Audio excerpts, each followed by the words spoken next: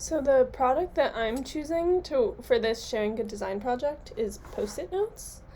So I'm an avid Post-it note user. I use them for countdowns, my countdown for graduation right now, uh, making lists as scratch paper for annotations, and so many other ways.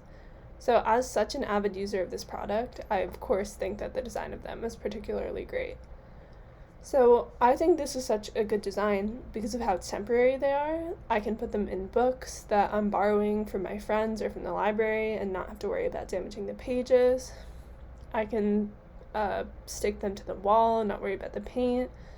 And then another major perk that I think this product has is that there's no residue left from the adhesive like there is when you use stickers or when you use glue.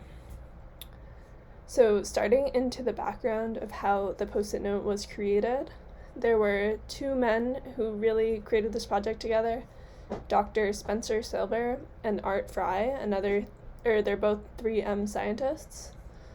So this started in 1968. Dr. Silver was doing research for 3M on making a stronger adhesive that they could use in aerospace applications. And he accidentally created a type of adhesive that he called microspheres, which were tiny indestructible acrylic spheres that were, and this is in quotes, he said this, strong enough to hold papers together, but weak enough to allow the papers to be pulled apart without being torn. And even though he created this in 1968, he really struggled for several years trying to find a use for this new adhesive, but he really couldn't come up with an application that needed this. So 6 years later, in 1974, Art Fry comes into play. He was struggling with something completely different. So he was a really avid churchgoer, and he wanted to mark the pages in his hymnal so he knew what songs he would be singing in the following week. But he found when he opened his book the next week, all of the bookmarks would have fallen out of the pages. Since he also worked at 3M, he was a witness to Dr. Silver, trying to find a use for this adhesive. So Fry was the one who had the idea to apply his adhesive into making sticky bookmarks. So 3 years later, Post-it notes were first released, so this was in 1977, but they were released under the name Press and Peel, and they were not successful at all. They were completely remarketed and then relaunched in 1980, and now under the name of Post-it notes.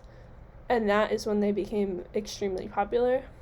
They were mostly marketed to offices now, which seemed to be their ideal target, and obviously that was the successful target since they were now popular.